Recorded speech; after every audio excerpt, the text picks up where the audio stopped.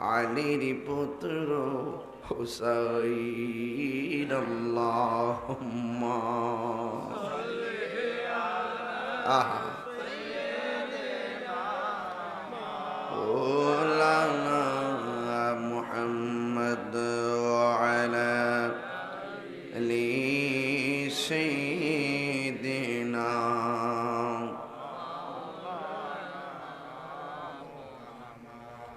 মুআজ্জাজ ওয়া মুকাররম ভৈরব উপজেলাধীন শিমুলকান্দি যুব সমাজের উদ্যোগে শিমুলকান্দি হাই স্কুল মাঠে সুন্নি মহাসম্মেলন অত্যন্ত সফল এবং জননন্দিত সাবেক চেয়ারম্যান জনাব আফিফুল ইসলাম হারিস সাহেব, যার বদান্যতায় এই এলাকা প্রত্যেকটা মানুষ অত্যন্ত স্বাচ্ছন্দ্যে আন্তরিকভাবে চলাফেরা করছে এবং আমি সাবেক চেয়ারম্যান সাহেবের হায়াত কামনা করছি।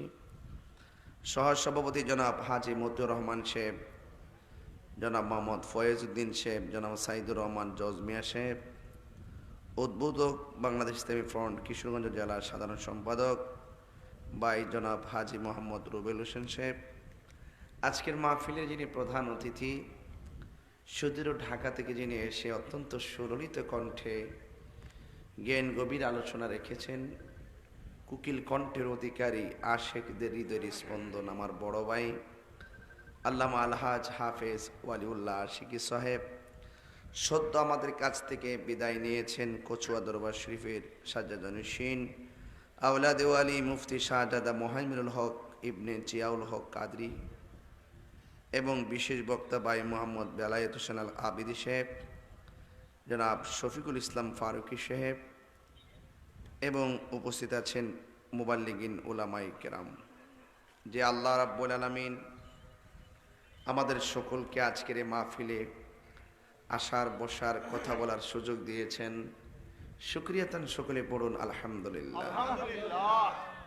লাখ কোটি দরুদ ও সালাম ওই নবীর নূরানি কদম মোবারকে যিনি হায়াতুন নবী নূর নবী গায়েবের খবর দেনওয়ালা হুজুরপুর নূর সাল্লাল্লাহু আলাইহি ওয়াসাল্লামের উম্মত হিসাবে আল্লাহ পাক আমাদের সকলকে কবুল করেছেন, এই জন্য শুকরিয়া তানা আবারও পড়ি আলহামদুলিল্লাহ। আমার অত্যন্ত স্নেহাস্পদ মোহাম্মদ জুম্মন দীর্ঘদিন ইটালিতে ছিল, সেখান থেকে দেশে এসেছে এবং হঠাৎ করে এসে মাহফিলটা নিতে গিয়ে সে অনেক কষ্ট করেছে। আমিও চেষ্টা করেছি মাহফিলটা এন্ট্রি করার জন্যে। যখনই আমি দাওয়াতটা লিখেছি তখনই বলেছি 3টার আগে আসা সম্ভব হবে না, যদি আমাকে দাওয়াত করতে পারো। তো শেষ পর্যন্ত আমাকে দাওয়াত করেছে। তো আমি যে নির্ধারিত টাইম দিয়েছিলাম সেও আবার রিকোয়েস্ট করছে আজকে বিকালে বাজান যেমনি হোক 2টার আগে আসবেন। তো আমি দিনের বেলা মাহফিল করছি কসবা, রাত্রে এখন করছি আশুগঞ্জ। আশুগঞ্জ থেকে মাহফিল করে এখানের মধ্যে আসছি। আমি জুম্মনের কথাটা রাখার জন্য আমি সর্বোচ্চ চেষ্টা করে 2টার আগেই এসে পৌঁছেছি। কিন্তু শিমুলকান্দির মানুষ তো মনে করতেছেন যে আমি 10টার সময় এসে বসে থাকবো। আপনারা তো আসল হাকিকত জানেন না, এই জন্য সামনের দিকে একটা খেয়াল করছি যে আমি যতটা সময় বলবো পোস্টারে ততটাই উল্লেখ করতেই, তখন বক্তাদেরকে আর পাবলিকে ভুল বুঝবে না। কথা কোন ঠিক কিনা? এই কথার বলার উদ্দেশ্য হলো আসার পথে ব্রিজ আছে না, এদিকে ব্রিজ মিরাচর দিয়ে আসার পথে লম্বা ব্রিজ আছে না, ওখানে তৈয়ারির সন আমাকে একজন বলতেছে দেরি করে লেছেন হুজুর, আর 1-1.5 ঘন্টা গেলে মোটামুটি ভালোই লইলে। আমি কে বাবারে আমি তো দেরি করছি না, মনে মনে কই যে আমার শিডিউল যদ্দুরা ছিল ওদ্দুরই তো আমি রাখার চেষ্টা করছি। তো যাই হোক, এরপরে এত গভীর রজনীতে আমি এটাও জানি যদি আসার পরও যদি আয়া বইয়া তাহি 12টার আগে আমার দিত না। কথা কোন ঠিক না বেডি? ওর যত ধরনের কাহিনী করি বৈরবে ফুলাফান যিনি ছোট্ট আসেন আগে আমার কইতো যে তাহির হুজুর ওয়াজ ছোট ছোট ফুলাফান, তখন আমি কইতাম যে বাবা রে ছোট ফুলাফান কি তা বড় হইতো না? 10টা বছর 15টা বছর ঘোরার পরে ছোট্ট ছোট্ট ফুলাফান এখন যুবকে পরিণত হয়েছে। কথা কোন ঠিক না বেডি? কারণ এই ফুলাফান্ডি কিন্তু নিশিরাইতে কারপাশি বাজের সুর। কথা কোন ঠিক না বেডি? ব্যাপারটা এরকম কিনা? সত্যি কথা না, এর কানে কিন্তু হিডি বাজতেছে। এই যে পাগল হইছে এখন ঐতিহ্য জ্বালা তো আগের থেকে হয়ে গেছে গা। এই জ্বালা তো বাজান প্রেম ছাড়া নিবারণ হইতো না, কথা কন ঠিক না বেটি? তো যাই হোক, আপনারা অনেকে দাঁড়ায় আছেন, মনে হয় আপনারা ফিলিস্তিন যাওয়ার মতন যোগ্য। দয়া করে আয় বর, কি করবেন দেখেন না কই যায় আজকে। এইটা কি তো শুরু করছে রে, এই বেটা তার শরীফে তো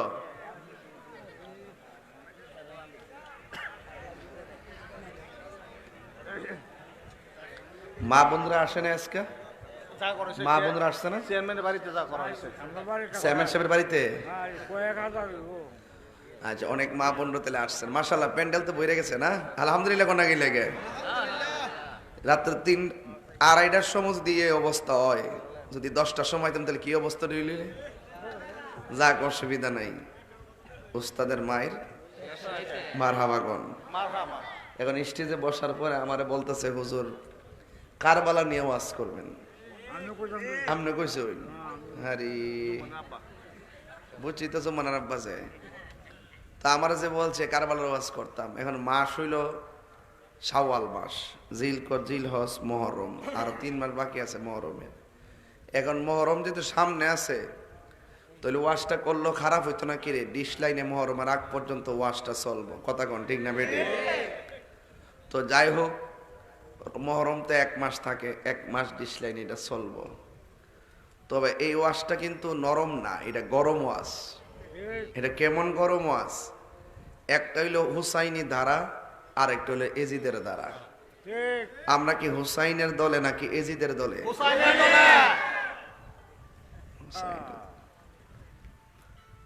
কারবালার ঘটনাটা যদি কোনো ইহুদিরা ঘটাইতো, মনটার মধ্যে বুঝ দিতাম। কারবালার ঘটনাটা যদি খ্রিস্টানে ঘটাইতো, মনটার মধ্যে বুঝ দিতাম। ঘটনাটা গড়াইছে দাড়িওয়ালা, টুফিওয়ালা, ফাগরিওয়ালা, ফুরাতের ফানি দিয়া উজু করিন না, আবার ফুরাতের প্রান্তরে জামাতে নামাজ পড়িন না, কথা কন না গেলে উজু করিন না, ফুরাতের ফানি দিয়া উজু কইরা নামাজ পড়ছে, মুখে দাঁড়িয়ে আছে, মাথায় ফাগরি আছে, কোরআনে হাফেজ, আল্লাহ আল্লাহ জিকিরের অভাব নাই।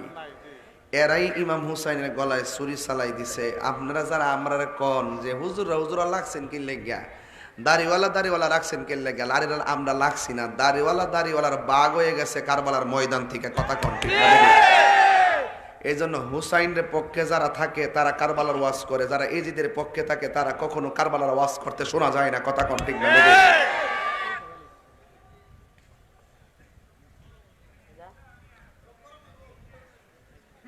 ফাম দিস না, তোরা চিনি আমি, পরে আমার লাগাই দিয়ে পরে এটা কাটতে না ছেড়ে দিতে, এইটা আমি চিনি বালা করি।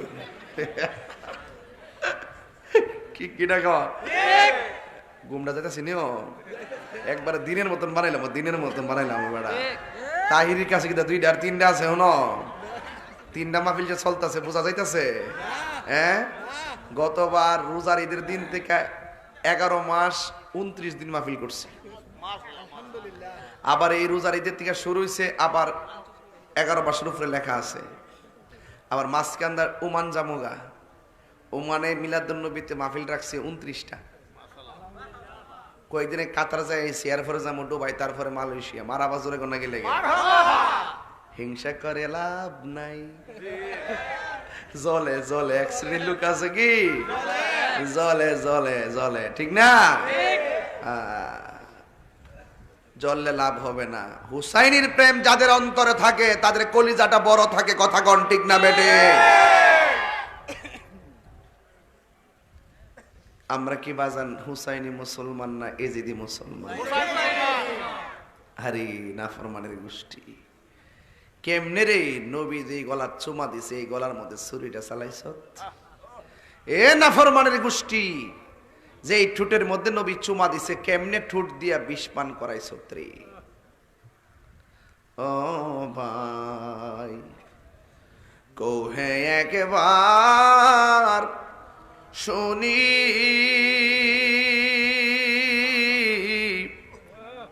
কে তোমারে খাওয়াইছে জহর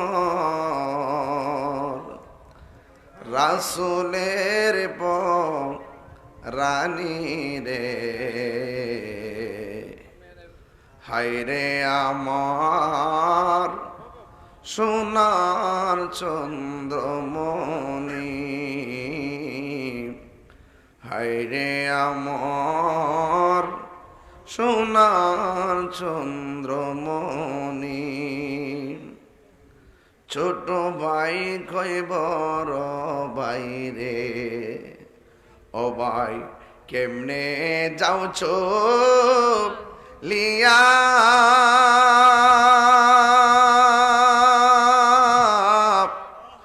আজকে থেকে কান্দি আমি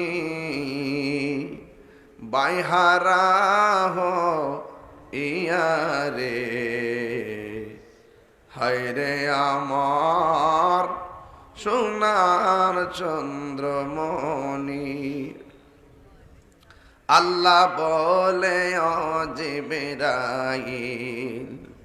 ও জিবরাইল যাও না রে চোখ লিয়া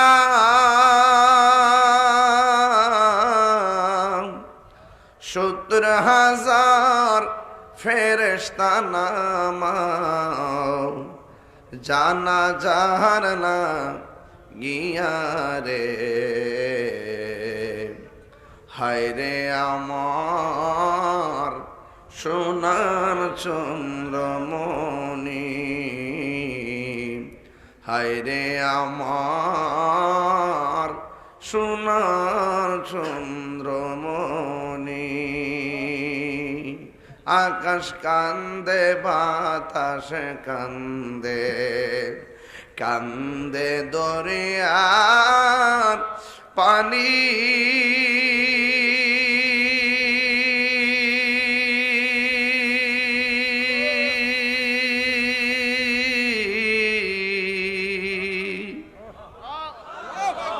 দুই পত্র রায়া কান্দে দুই পুত্র রায়া কান্দে ফাতেমা জননী রে হায়রে আমার সোনার চন্দ্রমণি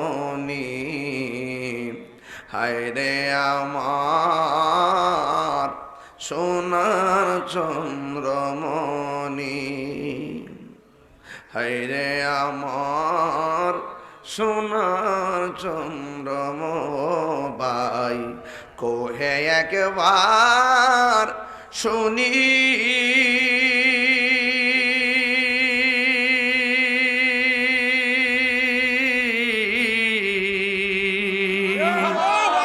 কে তোমার খাওয়াইছে জহর রাসূলের রানী রে হায়রে আমার সোনার চন্দ্রমণি হায়রে আমার সোনার চন্দ্রমণি ও বন্ধুরি ও শিমুল কান্দির বাবা ও ভৈরবের বাবা মধ্যস্বর তেয়ারির স্বর গজারিয়ার বাবা ও মিরার চর জামালপুরের বন্ধু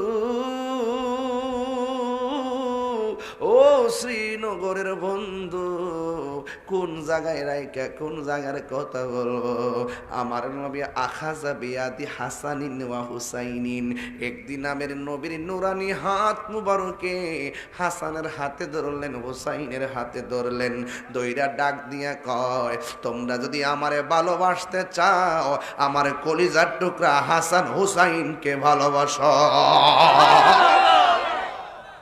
হায়রে হায়রে যাদেরকে হাতে ধইরা নবী ভালোবাসার কথা কয় ভালোবাসার গলায় যারা ছুরি চালায়া দে, নবীর কলিজা যেন খান খান কইরা দেখ। কথা কোন ঠিক কিনা? আমার নবী বলে, পৃথিবীর মানুষ, তোমরা যদি আমি নবীরে ভালোবাসতে চাও, হাসান রে ভালোবাসো, হুসাইনের ভালোবাসো। শুধুমাত্র দুইজন রে নয়, ওয়া আবাহুমা, তাদের বাপ মৌলা আলীকেও ভালোবাসো। ওয়া উম্মাহুমা, তাদের মা হযরতে খাতুন জান্নাত ফাতেমাকেও ভালোবাসো। এখন মনের থেকে প্রশ্ন করি, নবী গো, ও মায়ার নবী, আমরা হুসাইনকে ভালোবাসলাম, হাসানকে ভালোবাসলাম, মা ফাতেমাকেও ভালোবাসলাম, মৌলা আলীকেও ভালোবাসলাম। এখন ভালোবাসার প্রতিদান কি? আমার নবী বলে, উম্মত, তোমাদের এই ভালোবাসার প্রতিদান হলো জান্নাত, হলো 8টা। আমি নবী যেই জান্নাতে থাকবো, তোমরাও এই জান্নাতে থাকবা। আরে হাত দিলে কন্যা আল্লাহু আকবার কন্যা কেন রে?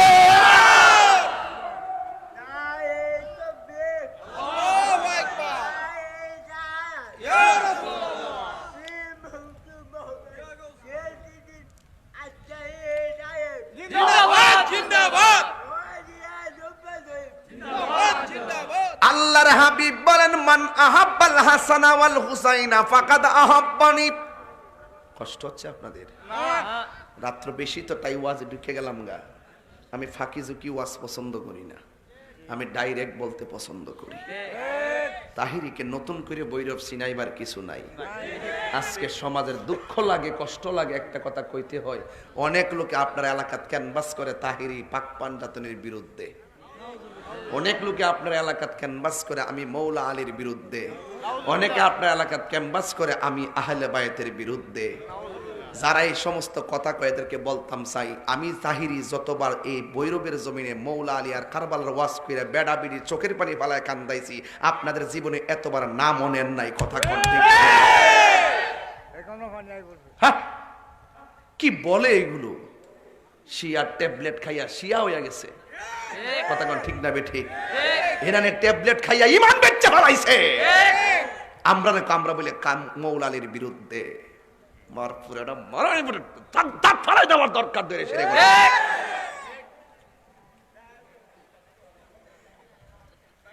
শুধু খানকাত বয়া বয়া তসবি টিপলে চলতো না। ইমাম হুসাইন ঘরের ভিতরে বসে তসবি টিপে নাই।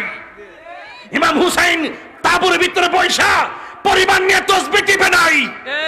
ইমাম হুসাইন বালিশের উপরে তসবি রাখা তলোয়ার লইয়া হককে প্রতিষ্ঠা করার জন্য কারবালায় লাইম্মা গলার তাজা রক্ত দিয়া দিছে। কথা কোন ঠিক না? গড় বয়া বয়া বয়া বয়া শুধু মৌলা আলী জপলে চলতো না। মৌলা আলীর আদর্শ বাস্তবায়ন করতে হবে। কথা বলে ঠিক না? মাঠ ডাক দিলে পাওয়া জানা, কোনাত বয়া বয়া ফুটুর ফুটুর করো, ডাক দিলে মাঠে পাওয়া জানা। কয় আমরা আহলে বায়তের বিরুদ্ধে, আমরা পাঞ্জাতনের বিরুদ্ধে, পাবলিকের মন মগজ দোলাই করে। তাহিরির বিরুদ্ধে কইরা কিতা করছো? কিছু করতে পারবে না, কোনো লাভ হবে না। 17 বছর ধরে বৈরবে চলি, কোনোদিন আপনারা কষ্ট দিছি? না। কোনো খারাপ ব্যবহার করছি? না। চলার ভিতরে কোনো অন্যায় করছি? না। চলার গতিতে কোনো ত্রুটি পাইছেন? না। ভালোবাসা চলতেছি। কাউকে ভালোবাসা দুর্বলতা না, এটা পরিবারের শিক্ষা। কথা কোন ঠিক না বেঠিক?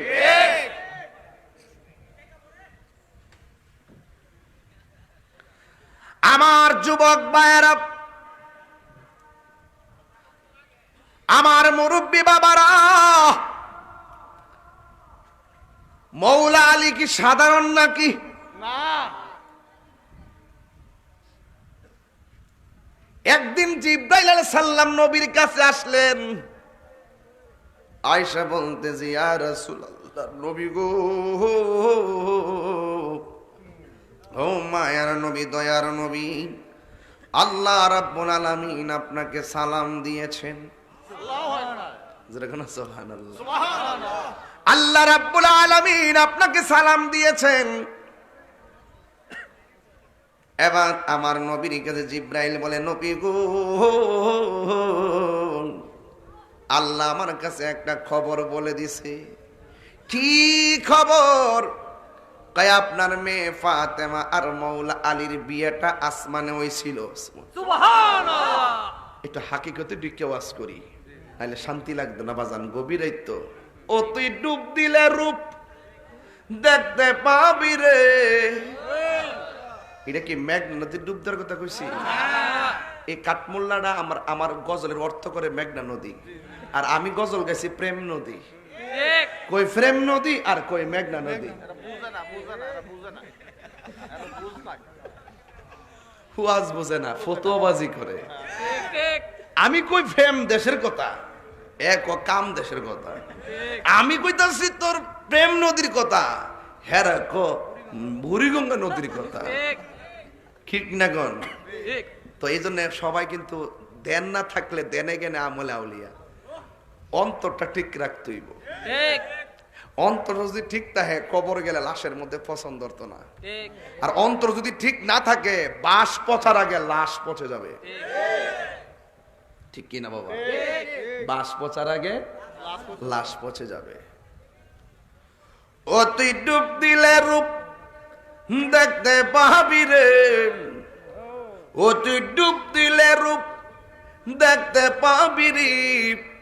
পাবে তোর খুদে মহাজন, পাবে তোর খুদে মহাজন। পীরের দিল দরিয়াই ডুবে দেখ ওরে পাগল মন। পীরের দিল দরিয়াই ডুবে দেখ ওরে পাগল মন। দিল যখন হবে খাঁটি, বুঝতে পারবি উজান ভাটি কোথায় কি রতন। দিল ঠিক থাকলে টেহা দিয়া ইমান কিনতার তো না, তো না ওইলে বুঝবেন এটা ওইলে বাড়ার মধ্যে আছে, জোয়ার মধ্যে আছে। আর যারা দিল টেক থেকে হেরা বুঝে যে জোয়ার বাটা মিললেই নদী। কথা কন ঠিক না বেটি? দিল যখন হবে খাঁটি, বুঝতে পারবি উজান ভাটি কোথায় কি রতন। আছে সেই নদীর ওই গভীরে তেরে, আছে সেই নদীর ওই গভীরে তেরে। আছে মানিকা রতন সেথাই মানিকা রতন। পীরের দিল দরিয়াই ডুবে দেখ ওরে পাগল মন। অতি ডুব দিলে রূপ দেখতে পাবি রে। অতি ডুব দিলে রূপ দেখতে পাবে রে। পাবে তোর খুদে মহাজন, পাবে তোর খুদে মহাজন। পীরের দিল দরিয়াই ডুবে দেখো রে পাগল মন। একটা জবান বন্ধ রাখবেন না, মহব্বতে মায়ার সুরে বলো সুবহানাল্লাহ। যখন জিবরাইল আলাইহিস সালাম আমার নবীর কাছে বলছে, নবী গো, আসমানে একটা ছেলে আর মেয়ের বিয়ে হয়েছে। ছেলেটার নাম হলো আলী, মেয়েটার নাম হলো ফাতেমা। আল্লাহ বলছে বিয়েটা এখন দুনিয়ায় দেওয়ার সময় হয়ে গেছে।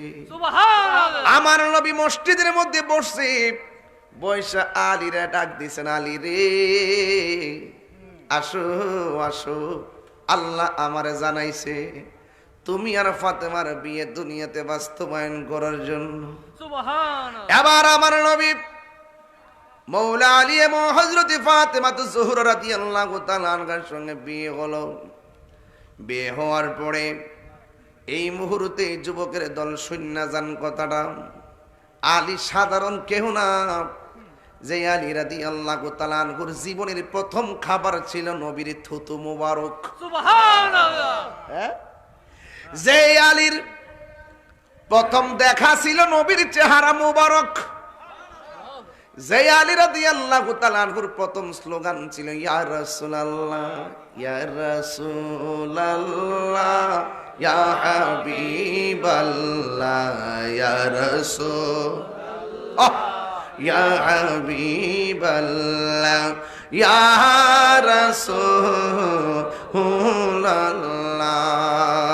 তুমি জীবন, তুমি মরণ। সবাই তুমি জীবন, তুমি মরণ।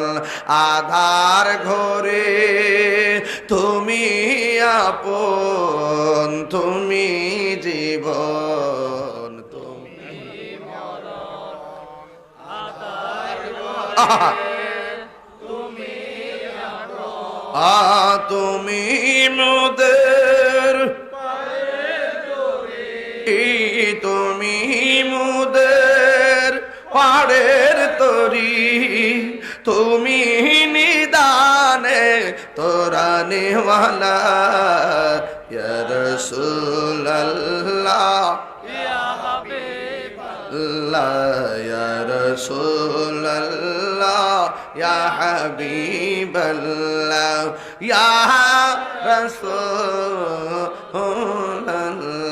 সবাই তুমি মোদের আশার আলো, তাই তো তোমায় বাসি ভালো, তুমি মোদের আশার আলো, তাই তো তোমায় আর হৃদয় নামের ফুলদানিতে, হৃদয়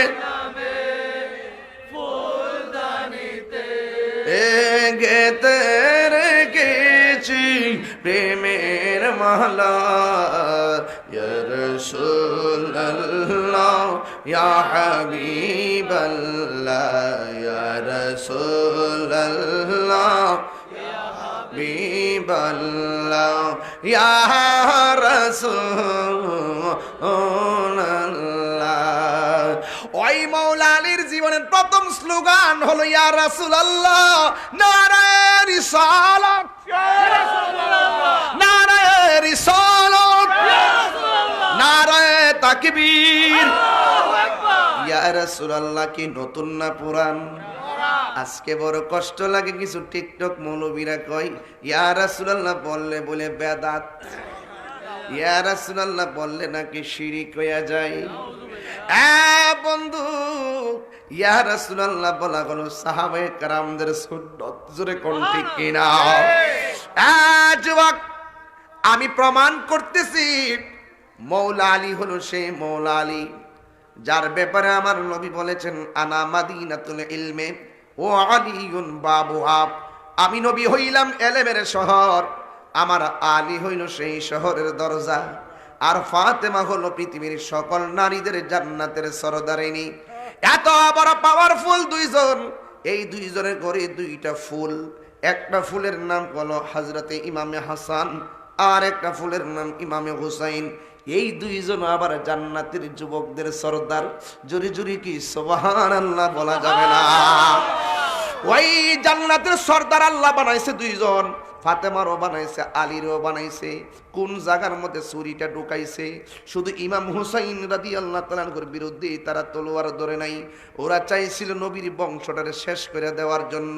ভাগ্যক্রমে হযরতে জয়নাল আবেদিন বেঁচে গিয়েছিল। কথা বলেন না ঠিক কিনা? এই জল্লা যুবক ভাইয়ের আমার, এখনো জমিনে এমন কিছু শত্রু আছে যারা হুসাইনের পক্ষে কথা বলবে, এদেরকে শহীদ নুরুল ইসলাম ফারুকীর মতন দুনিয়া থেকে বিদায় করে দিবে। কিন্তু আমরা জীবন দিব, কিন্তু ঈমান দিব না।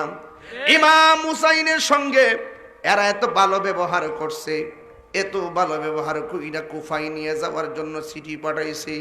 ইমাম হুসাইন বলে ঠিক আছে আমি যাব, কিন্তু যাওয়ার আগে তিনি ইমাম মুসলিমকে পাঠাইছে এবং তার দুইটা ছেলে মুহাম্মদ আর ইব্রাহিম দুইজনকে পাঠাইছে। ওরা দুইজনের কাছে মুরিদ হয়ে ইমাম মুসলিমের কাছে বায়াত হইয়া গেছে। হাজার হাজার লোক প্রতিনিধির কাছে বায়াত হয়েছে। আর এই দিক দিয়ে ইমাম মুসলিম চিঠি পাঠাইছে, হুসাইন আমি আসছি দেখার জন্য। ওরা তো আমার পাগল না, আপনার পাগল, আপনার কাছে মুরিদ হবে। আমি যে খাদেম হিসেবে এসেছি, দেখার জন্য প্রতিনিধি হইয়া এসেছি। আমার কাছেই তো অনেক লোক বায়াত হইয়া গেছে, আপনারা পাইলে তো ওরা জীবনটা দিয়ে দিব, তাড়াতাড়ি আপনি আসেন। ইমাম হুসাইন চিঠি পাইয়া বড় খুশি, তিনি রওনা হইয়া গেছে। রাস্তার ভিতরে ইমাম মুসলিমের একটা মেয়ে আছে, ওই মেয়েটার ইমাম হুসাইন বারবার পানি পান করাইতেছে, বারবার মাথার চুলের মধ্যে পানি দিয়া দিতেছে। ইমাম মুসলিমের মেয়েটা ডাক দিয়ে হুসাইন, কোনদিন তো আপনি আমার এত আদর করেন নাই, আজকে কেন গো কাউরে পানি না দিয়ে আমারে পানি দেন? ইমাম হুসাইনের বেলায়তের পাওয়ার আছে না নাই? উনার বুঝতে বাকি নাই যেইভাবে কারবালার জমিনে ওরা সামনে গোড়া নিয়ে আসতেছে, গোড়ার ধুল দেখাই বুঝা ফেলাইছে ইমাম মুসলিমরা, তারা মাইরা ফেলাইছে, দুইটা সন্তানকেও তারা মাইরা ফেলাইছে। ইমাম হুসাইন যেই মাত্র কুফায় রওনা হয়েছে, চলে বলে কৌশলে ভিন্ন দিকে ডাইভার্ট করে দিল। ওই জায়গার মধ্যেই একজন ছিল রিসিভ করার জন্যে, তার নাম ছিল হুর। হুর তখন যখন আসছে ইমাম হুসাইনকে আগায় নেওয়ার জন্য, ডাইরেক্ট এক পথে না নিয়ে ভুল পথে নিয়ে গেছে। কিন্তু হুর আগানোর পরে ঘরের মধ্যে বসা ওই ইবনে জিয়াদের লোকেরা বলে, হুর তুমি আগায় আনছো, তোমার লোকে হুসাইনের একটা শখ কথা আছে, সর্বপ্রথম তলোয়ারের আঘাতটা তুমি হুসাইনকে দিবা। হুরের ডাক দিয়ে আমি কেমনে দিমু, আমি কেমনে দিমু? আমি হুসাইনটা আগায় আনতাম গেছি, গলা শুকাইয়া গেছে, নিজের হাতে আমার পানি পান করাইয়া দিছে। যেই হুসাইন আমার তৃষ্ণা দূর করছে পানি পান করাইয়া, আমি কেমনে যাইয়া তার গলার মধ্যে ছুরি চালামু? এবার ইবনে জিয়াদ কই, তুমি যদি নরম ভাষায় কথা কও তোমারে কিন্তু গলা কাটতে ফেলামু। হুরে ডাক দিয়ে কই, ঠিক আছে আমি তলোয়ার নিয়ে যাইতেছি তারে মারার জন্য। এবার তলোয়ারটা নিয়ে হুসাইনের কাছে আসছে। হুসাইন কই, তুমি দিয়ে আমার আগায় নিতে আসলা, এখন কি আবার আমার সঙ্গে যুদ্ধ করতে চাও নাকি? হুর ডাক দিয়ে কই, ও হুসাইন, যুদ্ধ করতে পাঠাইছে আমারে, এরা মানুষ বালানা, নামে মুসলমান কর্মে মুনাফিক, ওরা আপনারা আনছে মারার জন্য। দেখেন না আপনার জন্য পানি বন্ধ করে দিয়েছে, আগে যদি আমি জানতাম এই রাস্তা দিয়া নাই না এই রাস্তায় আনলে আপনার এমন বিপদে ফেলাইব, জীবনও আমি আপনাকে রিসিভ করার জন্য যেতাম না। হুসাইন, এখন আমার তারা বলছে যদি আপনাকে না মারি আমারে তারা মাইরা ফেলাইব। তাদেরকে সান্ত্বনা দেওয়ার জন্য আমি একটা তলোয়ার নিয়ে আইছি, আজকে আমি এই তলোয়ার দিয়ে আপনাকে মারব না, কিন্তু আগে আপনি আমাকে ক্ষমা করে দেন, আমার অনুমতি দিয়ে দেন আপনার পক্ষে তলোয়ার নিয়ে দাঁড়াইবার জন্য ইবনে জিয়াদের বিরুদ্ধে আমি যুদ্ধ করব। ইতিহাস তালাশ করে দেখবেন ৭২ জন শাহাদতের তালিকায় হুরের জায়গা হয়ে গেছে। ৭২ জনের তালিকায় হুরের জায়গা হয়ে গেছে। আরে বাবা, নসিব তখন লাগে, নসিব, নসিব বড় কঠিন জিনিস। দেখবেন ইমান চলে যায় কিছু কথার দ্বারা ইমান ভিতরে স্থায়ী হয়ে যায়। এবার যখন হুর চলে গেছে, ইবনে জিয়াদের মাথা পুরা নষ্ট, এমনভাবে তারা অশ্বরোগী নিয়ে আসতেছে, তলোয়ার নিয়ে আসতেছে। ওই কাফেলার ভিতরে মহিলা আছে শহরবানু, ওই জায়গার মধ্যে মহিলা আছে জৈনব। ওই শহরবানু হল ইমাম হুসাইনের স্ত্রী, জৈনব হলো ওনার বোন, সখিনা হলো তার মেয়ে। এগুলো মনে রাখতে হবে নাকি বাবা? এটা তো ইতিহাস, তো এই সম্পর্কগুলো মনে রেখে আমি ভাঙ্গে ভাঙ্গে বলতেছি। ওই সখিনা, ওই শহরবানু স্বামী হুসাইনকে ডাক দিয়ে কয়, স্বামী ওরা দিয়ে আসতেছে, মনে হয় আমাদেরকে পাকড়াও করবে। ইমাম হুসাইন ডাক দিয়ে বলে, শহরবানু পাকড়াও করুক আর যা করুক না কেন, তোমাদের জন্য তারা পরপুরুষ, নামাজ যেমন ফরজ, পর্দা করো তেমন ফরজ। তাড়াতাড়ি তাবুগুলো বের করো আর আমার কাছে তলোয়ারটা দাও, খেজুরের ডাল কাটটা আমি খুঁটি বানাবো। যেই মাত্র খেজুরের ডালের মধ্যে কূপ দিছে তাবু গাড়বার জন্য, ইমাম হুসাইন দেখতেছেন খেজুরের ডাল থেকে তাজা তাজা রক্ত পড়ে। পাথর মাটির মধ্যে কূপ দিছে, কিন্তু ওই পাথর ভেঙে গেছে। দেখতেছেন পাথরের ভিতরে রক্তগুলো ঝরতেছে। ডাক দিয়া বলে, এ শহর মানুষ, দেখো দেখো, আমার নানা জান আমারে কইয়া গেছিল যেই ময়দানে গেলে উটের পা গুলো মাটিতে ডেবে যাবে, আর যেই জায়গায় গেলে খেজুরের ডালের মধ্যে কূপ দিলে রক্ত পড়বে, এই জায়গায় লুকোচুরি করে আর দৌড়াদৌড়ি করে লাভ নাই। আমার নানা জান বলছেন ওই জায়গাটাই আমার শাহাদতের সেন্টার। শহর বানো, দেরি কইরো না। আমাদেরকে শাহাদতের নজরানা অপেক্ষা করতেছে। দেখছেন নি ঘটনাটা? ইমাম হুসাইন ইমাম হাসানে সন্ধি করেছে, যুদ্ধ করে নাই, আর ইমাম হুসাইন যুদ্ধ করেছে, সন্ধি করে নাই। চিৎকার মেরে কি সুবহানাল্লাহ বলা যাবে না? কি দিয়ে ওয়াজ বুঝাইতাম?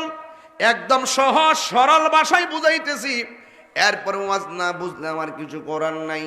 হিন্দি মিন টাইমে হুসাইন ডাক দিয়ে বলে, শহর বানু তুমি তাঁবুর ভিতরে চলে যাও, পর্দা করো। এবার ডাক দিয়ে বলে, আমি ঘর বানাইয়া দিলাম। তাঁবুর ভিতরে শহর বানু চলে গেল।